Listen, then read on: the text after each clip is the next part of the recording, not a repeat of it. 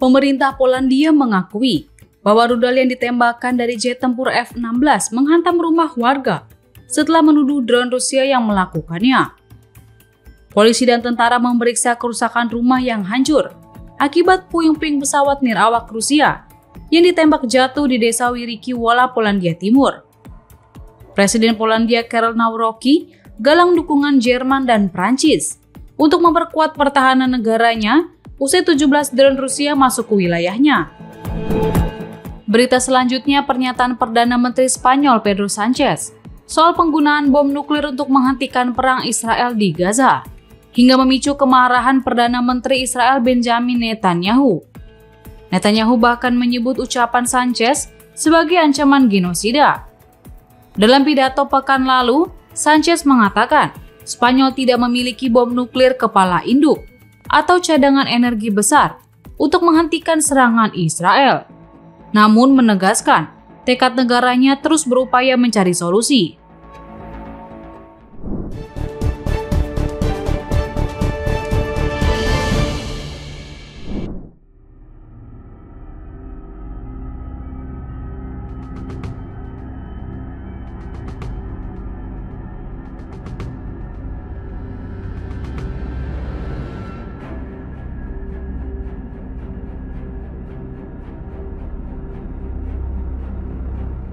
Militer Israel menyatakan sebuah drone yang diluncurkan dari timur jatuh di kota Eilat, selatan Israel pada Kamis 18 September.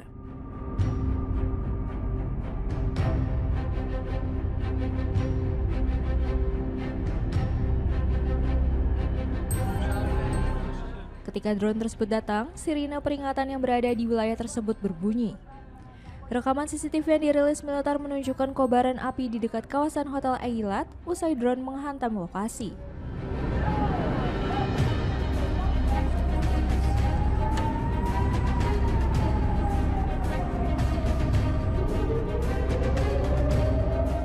Media Israel melaporkan drone itu diluncurkan dari Yaman dan jatuh di zona Hotel Eilat.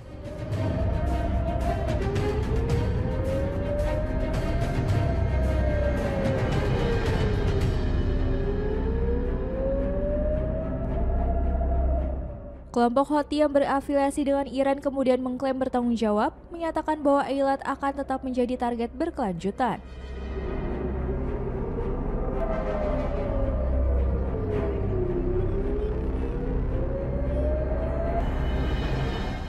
Sebelumnya, sirine juga berbunyi di Yerusalem dan Tel Aviv saat militer Israel mengatakan berhasil mencegat proyektil yang ditembakkan dari Yaman.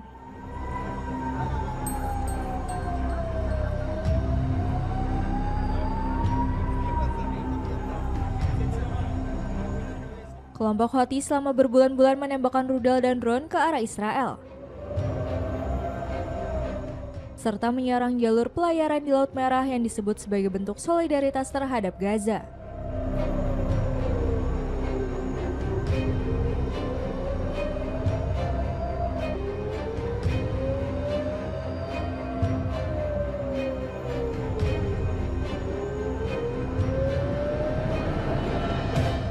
Sebagian besar serangan berhasil dicegat atau jatuh sebelum mencapai sasaran, sementara Israel melancarkan serangkaian serangan balasan.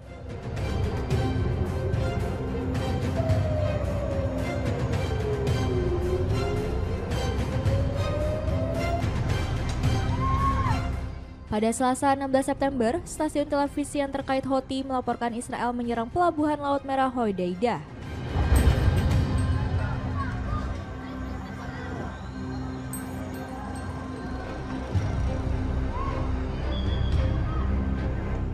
Sebelumnya, Israel juga menggempur ibu kota Yaman Sana dan provinsi Al-Jawaf menewaskan sejumlah orang.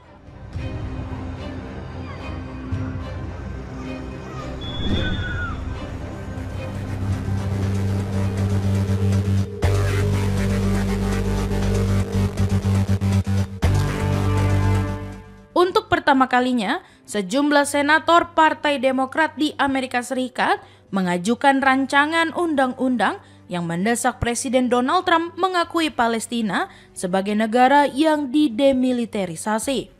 Rancangan undang-undang tersebut dipimpin Senator Jeff Merkley dari Oregon dan bersifat tidak mengikat.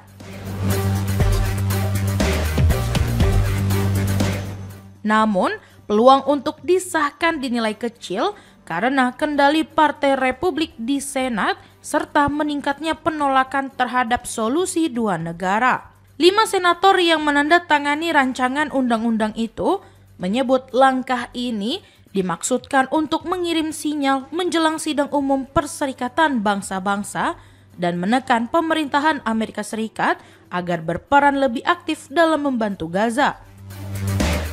Sebelumnya pada Agustus, Gubernur Illinois, J.B. Pritzker, telah menyatakan dukungan terhadap upaya Senat memblokir penjualan senjata Amerika Serikat ke Israel.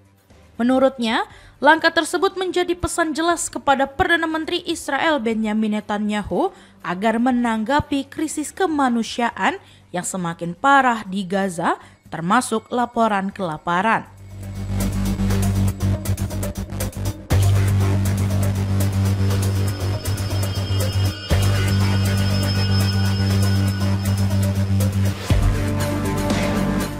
Ia menekankan bahwa Israel harus memastikan bantuan pangan bagi warga sipil Palestina benar-benar tersalurkan dan melakukan segala upaya untuk mencegah kelaparan. Pernyataan Pritzker itu muncul ketika Netanyahu dikabarkan berencana melancarkan invasi darat ke kota Gaza. Ia juga menyinggung hasil pemungutan suara di Senat pekan lalu mengenai 2 resolusi yang bertujuan memblokir transfer senjata tertentu ke Israel. Resolusi yang digagas Senator Independen Bernie Sanders dari Vermont tersebut didukung oleh 27 anggota Partai Demokrat, jumlah yang jauh lebih banyak dibanding 15 senator pada April lalu. Meski demikian, kedua resolusi tetap gagal setelah ditolak dengan selisih lebih dari 70 suara secara bipartisan.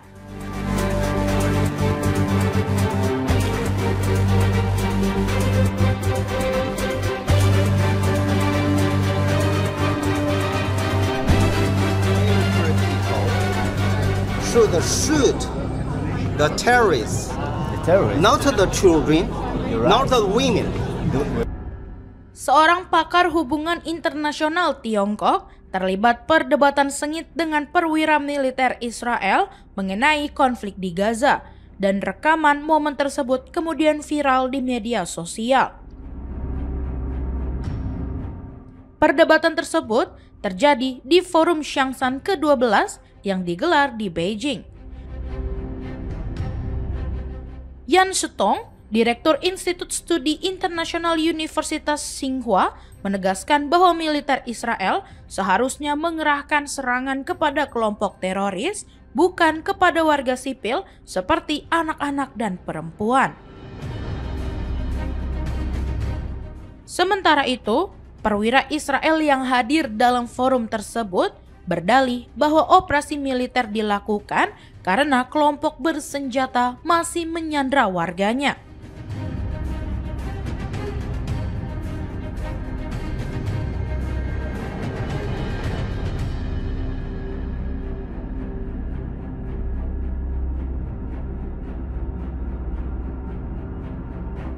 Namun, Yan membantah alasan itu dan menekankan pentingnya solusi dua negara. Ia menyampaikan bahwa tanpa kerjasama dengan Palestina, perang melawan terorisme tidak akan pernah bisa dimenangkan. Forum Xiangshan sendiri merupakan agenda keamanan tahunan yang dihadiri akademisi, pejabat, dan perwakilan militer dari berbagai negara.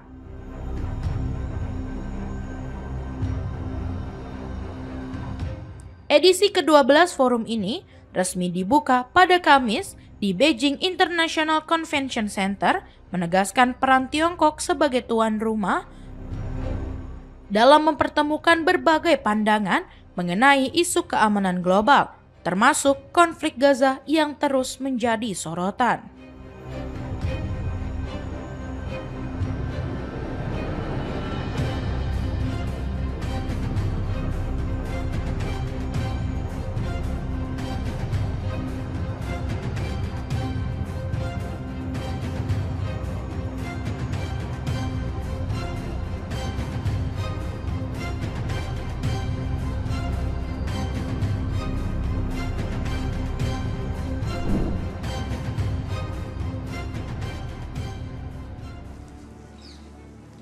el Gobierno de España ha decidido dar un paso más y poner en marcha de forma inmediata 9 acciones adicionales para detener el genocidio en Gaza, para perseguir a sus ejecutores y para apoyar a la población palestina.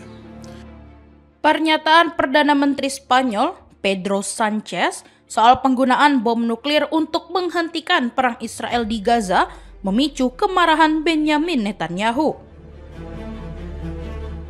Perdana Menteri Israel itu menyebut ucapan Sanchez sebagai ancaman genosida. Dalam pidato pekan lalu, Sanchez mengatakan Spanyol tidak memiliki bom nuklir, kapal induk, atau cadangan energi besar untuk menghentikan serangan Israel. Namun menegaskan tekad negaranya terus berupaya mencari solusi. Netanyahu menilai pernyataan itu berbahaya dan menuding Sanchez menghidupkan kembali sejarah kelam pengusiran orang Yahudi dari Spanyol hingga tragedi Holocaust.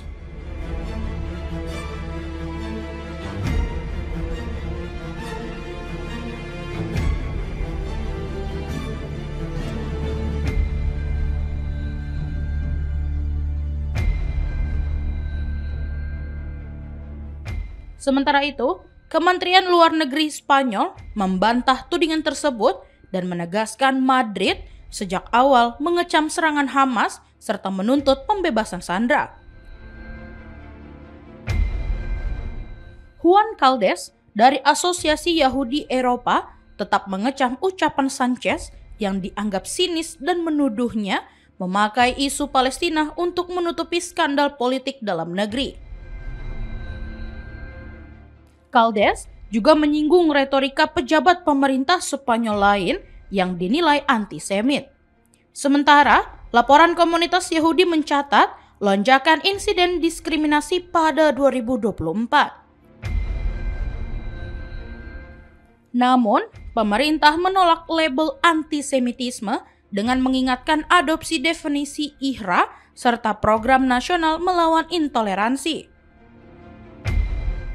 Madrid juga kembali menegaskan dukungan pada solusi dua negara sebagai jalan menuju perdamaian.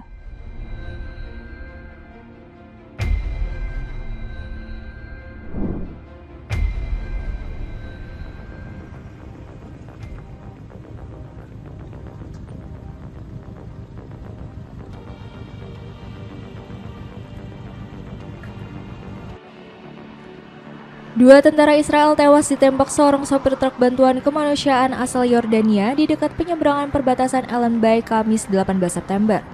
Layanan medis darurat Israel, Magen David Adom, menyebut insiden terjadi sekitar pukul 3 sore waktu setempat. Menurut keterangan militer Israel, IDF, pelaku melepaskan tembakan saat menunggu pemeriksaan truknya di sisi Israel. Penyelidikan awal menyebut pelaku sempat keluar dari truk dan berupaya menembak ulang setelah pistolnya macet sebelum akhirnya dilumpuhkan petugas. Kementerian Luar Negeri Israel mengonfirmasi pelaku adalah warga Yordania, serta menuding Hamas dan otoritas Yordania telah menghasut. Militer Israel mengidentifikasi dua korban sebagai Letnan Kolonel Cadangan Yitzhak Haros, 68 tahun, dan Sersan Oran Hersko, 20 tahun.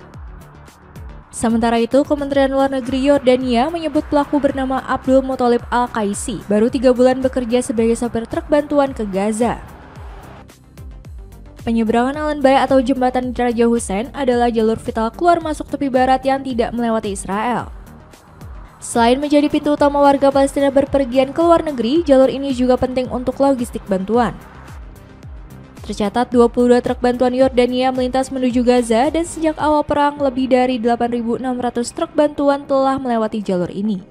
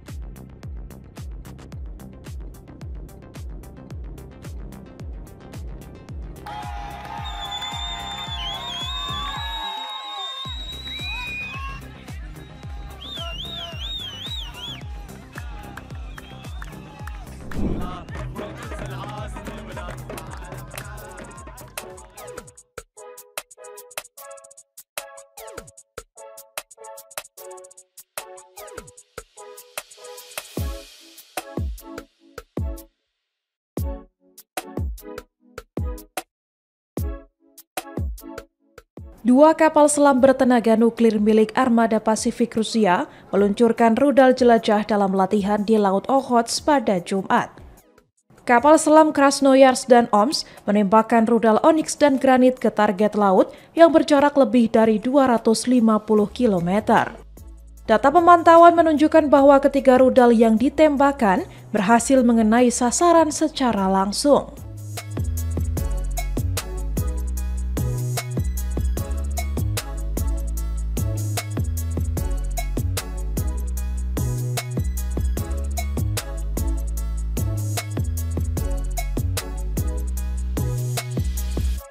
Kapal permukaan dan unit penerbangan Angkatan Laut dikerahkan untuk mengamankan area uji coba selama peluncuran.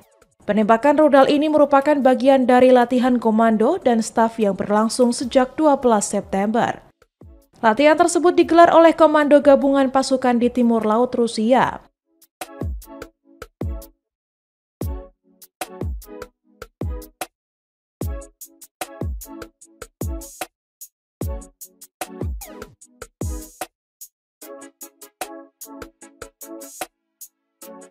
Fokus latihan diarahkan pada perlindungan jalur laut di Samudra Pasifik Utara.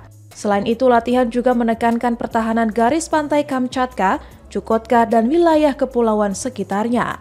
Armada Pasifik menegaskan latihan ini sesuai dengan rencana pelatihan Angkatan Laut Rusia dan menjadi tahap akhir pelatihan tempur musim panas.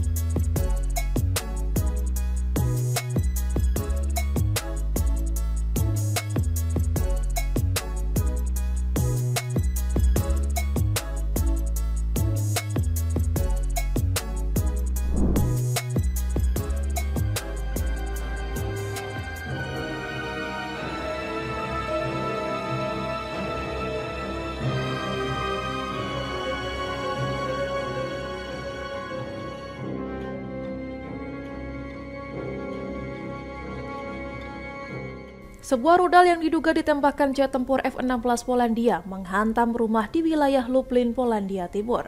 Pilot awalnya menargetkan drone Rusia, namun rudal melenceng karena kegagalan sistem pemandu.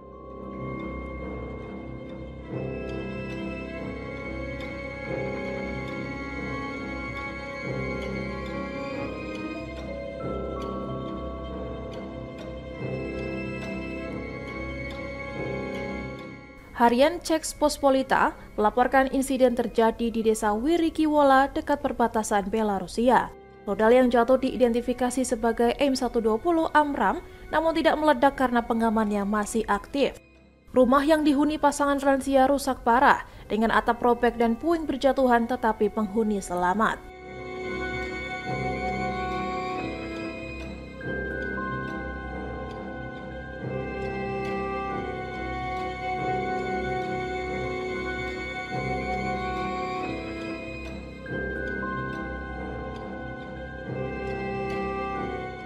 Jaksa Lublin menyatakan objek tersebut belum diidentifikasi secara resmi dan masih menunggu hasil pemeriksaan ahli. Insiden ini terjadi setelah pelanggaran wilayah udara Polandia oleh drone Rusia yang diluncurkan dari Belarus.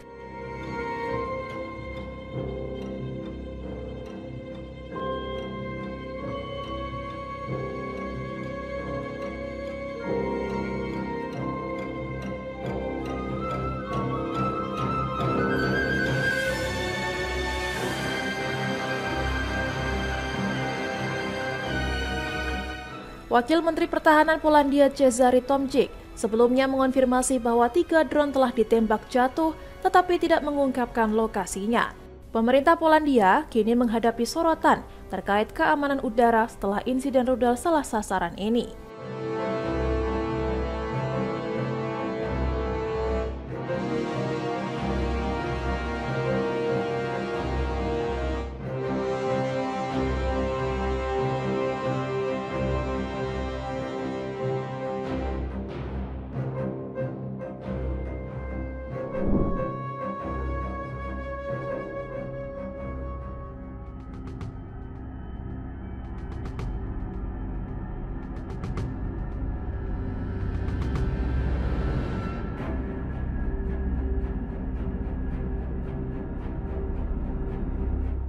Kepala Intelijen Inggris MI6 Richard Moore menegaskan tidak ada tanda-tanda Presiden Rusia Vladimir Putin ingin mencari jalan damai selain menuntut Ukraina menyerah. Moore menyebut hingga kini tidak terlihat bukti bahwa Kremlin serius mempertimbangkan perundingan perdamaian yang adil dan setara.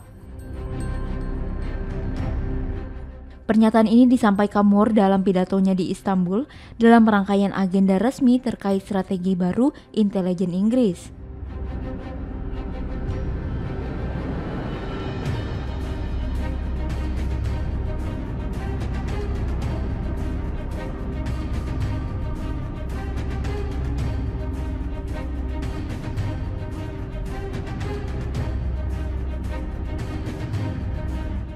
Dalam kesempatan tersebut, MI6 juga mengumumkan rencana memanfaatkan dark web untuk merekrut informan dari Rusia maupun negara lain.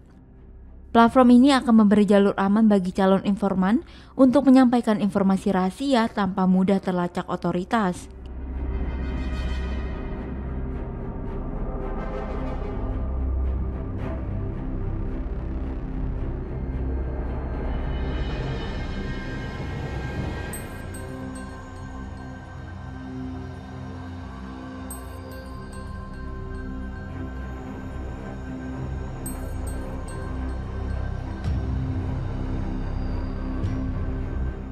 Moore menilai Putin telah menggigit lebih dari yang bisa ditelan dengan invasi ke Ukraina dan kini menghadapi konsekuensi serius. Menurut Moore, Kremlin keliru menilai semangat rakyat Ukraina yang ternyata jauh lebih kuat dan gigih dari perkiraan awal Rusia. Pernyataan ini sekaligus menjadi pesan bahwa konflik Ukraina-Rusia masih jauh dari akhir dan Inggris akan terus mencari cara melemahkan jaringan intelijen Moskow.